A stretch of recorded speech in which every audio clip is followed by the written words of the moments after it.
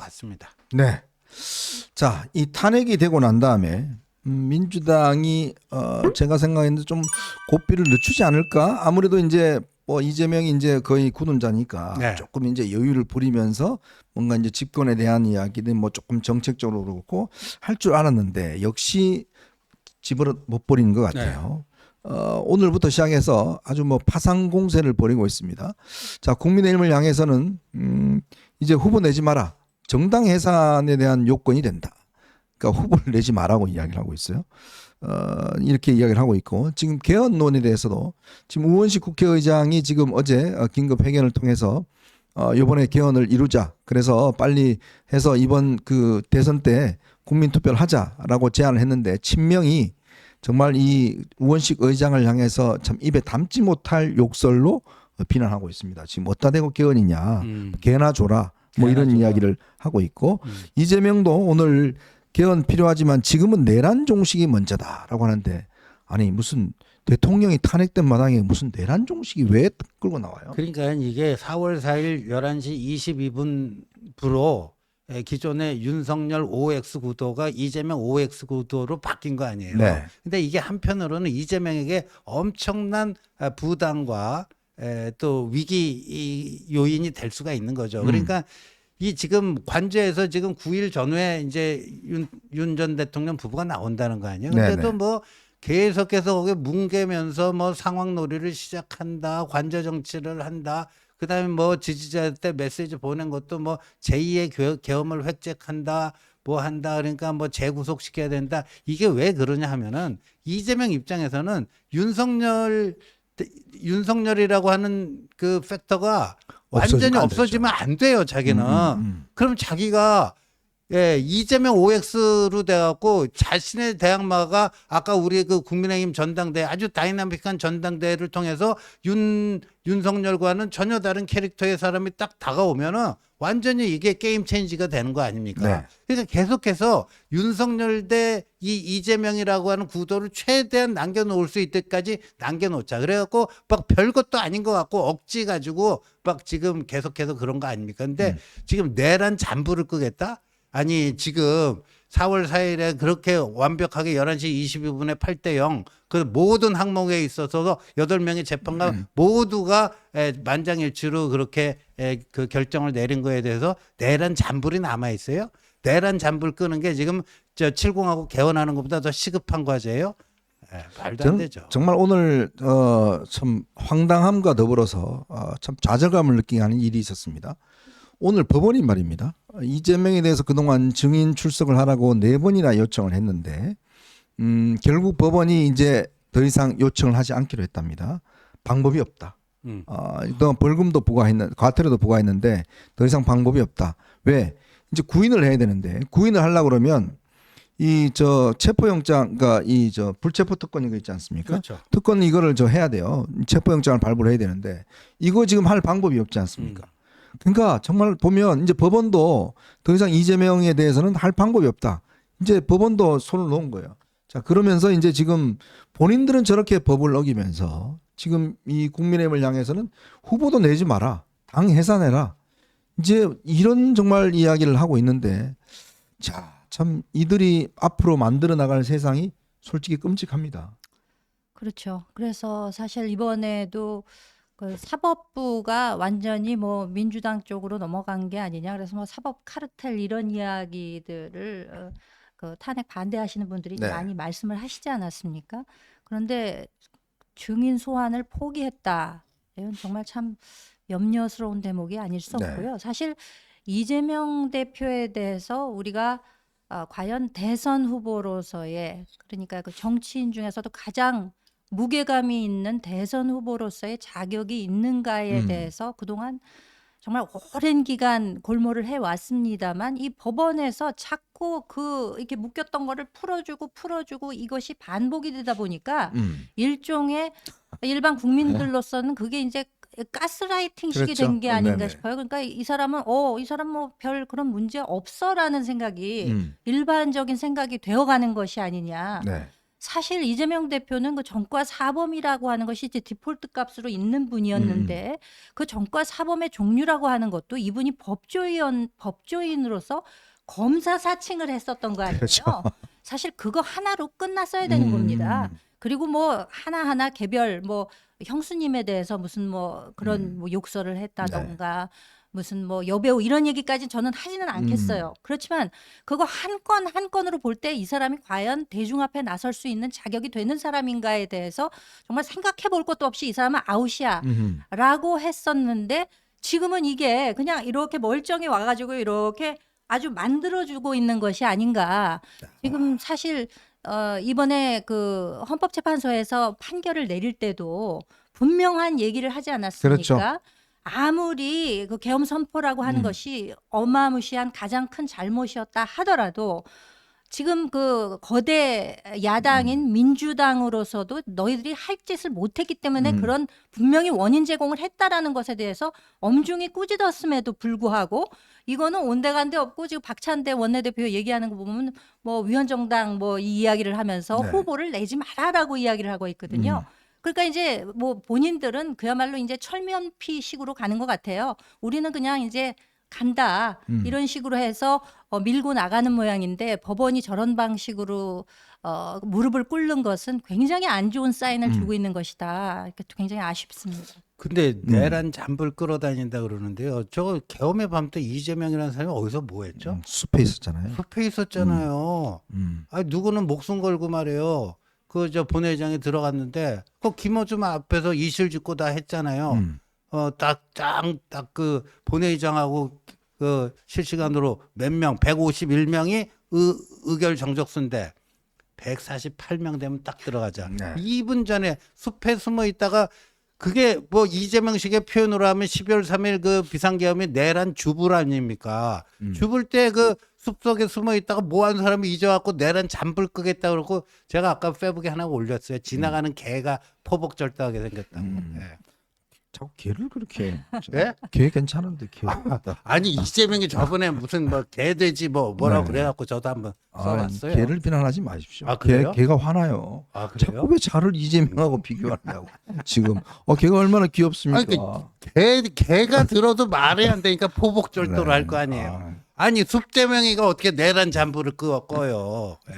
그러니까 그 계엄 해제 의결 할 때도 왜 우원식 의장이 이거 우리가 아무리 바빠도 절차를 맞아요. 지켜서 해야 됩니다라고 했는데 사실은 그게 아까 말씀하셨다시피 숲제명이 들어올 때까지. 148에 3명 딱 그 151석 될 때 요때를 맞춰서 들어가야 되겠다고 자기 입으로 얘기를 했잖아요. 김어준 유튜브에 나가서 그러면서 두 사람이 거기서도 포복절도를 하던데 본인 입으로 그렇게 얘기를 했다는 건 상당히 그 의도가 있었다는 것이고 또 우원식 국회의장도 물론 뭐 모든 것을 절차상 요건에 맞게 해야 된다는 그 말에는 동의를 합니다만 그날 상당히 그 순간을 기다렸던 것이 아닌가 하는 맞아요. 의심은 참 있거든요. 네.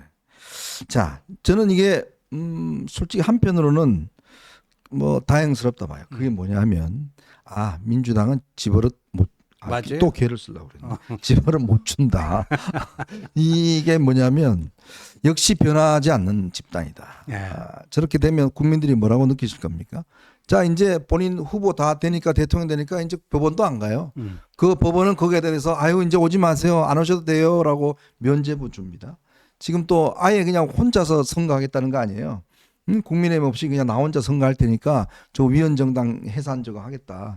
이런 식으로 나오고 있는 거 아니겠어요? 네. 그런데 이 개헌론에 대해서 한동훈 대표가 진작 한 이야기가 있습니다. 자, 내가 대통령 된다면 임기 2년 줄이겠다. 예. 그러니까 지금 이 상황에 정말 개헌론이 급박하다. 예. 그럼 아마 우리 국민들이 다 동의하실 거예요. 예. 근데 이 친명계, 유일한 친명계와 이 이재명만 개헌론 절대 못한다. 예. 이러고 있지 않습니까? 그렇죠. 그 저기 2월 20 며칠에요. 그 SBS 그 유튜브 스토브 리그인가 거기 나가서 네. 요즘 왜 이렇게 이재명 대표님은 개헌에 대해서 소극적이라는 지적을 받습니까? 이거를 진행자가 물으니까요. 아니다. 입장 바뀐 거 아무것도 없다. 네. 그리고 작년 1월 며칠 2023년 1월 며칠에 신년 특별 기자회견에서 그때 4년 중임 뭐 다 그다음에 이야기했죠. 그 총리는 국회 선출, 음. 예? 그러니까 책임 총리제, 감사원의 국회 이관, 뭐 이런 거 해갖고 자기들 개헌안을 내놓겠다 해갖고 그걸 했어요. 그리고 2022년에 윤석열 후보랑 붙었을 때도 정치 혁신안 해갖고 지금 아까 그러한 내용의 그 4년 중임제 개헌안을 내놨거든요. 근데 이제 지금 딱 윤석열 대통령이 하다가 실패한 그 5년짜리 그 제왕적 권력이 눈앞에 아른아른 하잖아요. 네. 일단 먹고 보자요. 절대 무슨- 포기 못하는 거죠. 그 뭐 개헌 개나 줘라 지금 그러는 거 아니에요, 양문석이가. 참 이제 보니까요. 민주당 내부는 요 개헌론으로 조금 이제 갈라지는 것 같아요. 그러니까 뭐냐면, 그러니까 이 어제도 우리가 말씀했지만 이걸 우리가 좀 적극적으로 이용해야 될 것 같다. 그러니까 하는 게 뭐냐면 결국 지금 개헌을 반대하는 세력은 이재명과 친명밖에 없습니다. 자, 민주당 내에서도 그 외의 세력들은 다 개헌이 필요하다고 이야기를 하고 있어요. 그렇죠. 자, 그러면 결국 반개헌 연대 뭐 이것도 저는 가능하지 않겠나 싶은데요.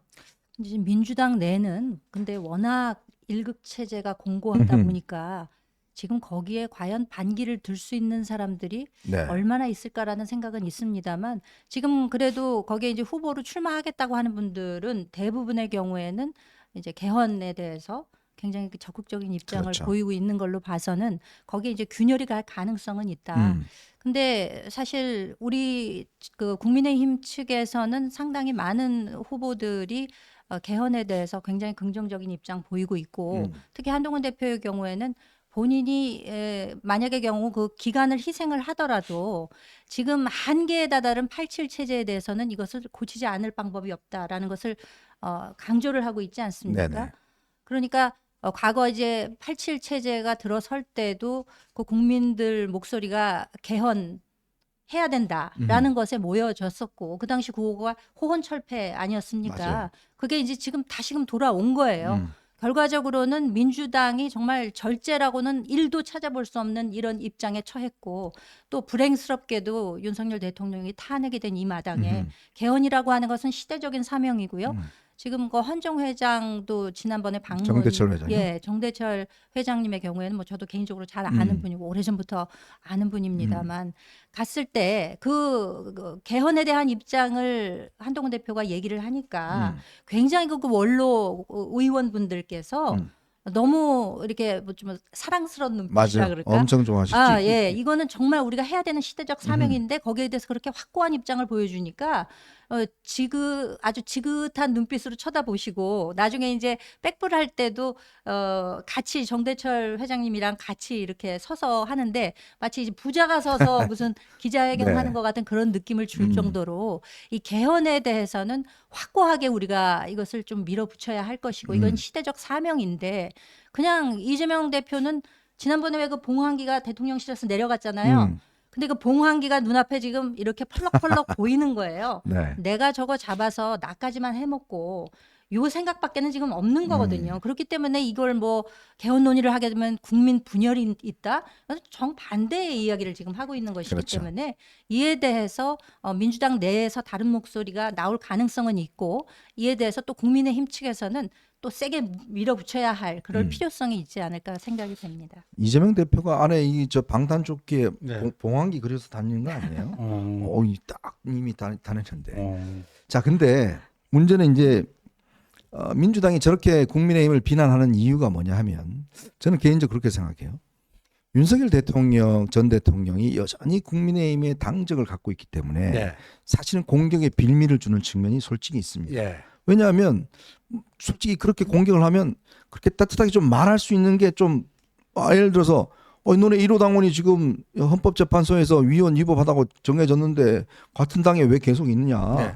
이렇게 공격을 하면 솔직히 국민의힘도 이에 대한 반박 논리가 마뜩지가 않아요. 그런 점은 타당합니다. 그런 지적은 타당한데 저는 좀 실기를 했다. 타이밍을 놓쳤다. 예, 그러니까 계엄 직후에 한동훈 대표가 그때 시도했던 그때 그걸 정리를 했어야 돼요. 네. 근데 그때 당내 의원들 상당수가 반대를 해갖고 그걸 하지 못하고 오히려 한동훈이 쫓겨났잖아요. 그런데 지금 이런 문제가 있습니다. 이게 긁어부스럼 잘못 만지면요 덧납니다. 네. 뭐냐면 오늘 그 윤상현 의원이 무슨 얘기를 했냐면요. 지금 윤 대통령 주변에 대통령님 창당합시다. 이런 사람들이 굉장히 많대요. 뭐 윤 어게인 뭐 그런 거. 뭐 윤 어게인부터 해갖고 그게 그러니까 단순히 뭐 정광훈의 자통당만 얘기하는 게 아니고요. 네. 아마도 그때 국민 변호인단 있잖아요. 아, 그 네네. 국민 변호인단이 여차할 경우에 그게 뭐 정치 조직으로 바뀔 수도 있다라는 그 이 얘기가 있었는데 아마도 그런 걸 수가 있을 거예요. 그래서 이게 근데 오늘 TK의 그 대구시장 지낸 권영진 아, 의원이 아침 라디오 나가서 자연스럽게 당적 정리가 되면 좋겠다. 자연스럽게 되면 좋겠다. 네, 그러니까 그거를 지금 뭐 일부 좀 김상욱 의원 같은 경우는 너무 심해요. 그거 뭐 파내야 된다, 호적 파내. 자꾸만 이렇게 자극적으로 얘기할 필요 없어요. 저는 이 조기 대선 국면에서 이미 당적 정리하는 거 한번 타이밍을 놓쳤기 때문에 윤석열 대통령 뉴스가 가장 적게 나오는 게 베스트라고 생각합니다. 그러니까 다음 주 14일에 내란죄 형사재판 피고인으로 이제 출석해야 돼요. 그럴 때는 이제 뉴스가 나오겠죠. 그거 이외에는 뉴스가 가장 잘 안 나오도록 하는 게 좋은데 이게 뭐 출당을 시키자 뭐 하자 지금 이러면요. 이게 자칫 잘못하면은 이게 덧나요. 덧나가지고 바깥에 있는 뭐 자통당 또 뭐 이렇게 해가지고 묘하게 또 보수 분열 뭘로 작동할 그 위험성도 있습니다. 그러니까 아주 조심스럽게 다뤄야 돼요. 역시 우리 지원님이 전략적으로 좀 아니, 전 세심할 뿐입니다. 아. 현정님에 비해서 좀 세심한 네. 마인드. 죄송합니다. 네, 돌리- 말이 안 되는 소리. 맞아, 그런 면도 있겠네요. 이게 괜히 이게 뭐 하면 해라 하지 마라 해라 하지 마라 뭐 싸우다 보면 이게 또 논란이 되고 하다 보면 이제 이 경선 구도가 또 이상하게 굴러갈 수도 있겠네요. 사실은 참 쉽지가 않은 일 같습니다. 네. 자, 저희는 이제 마지막 이슈로 한번 넘어가 보겠습니다. 여러분 보시면서 구독과 좋아요 알림 꼭 부탁드리고 많은 응원 부탁드리겠습니다.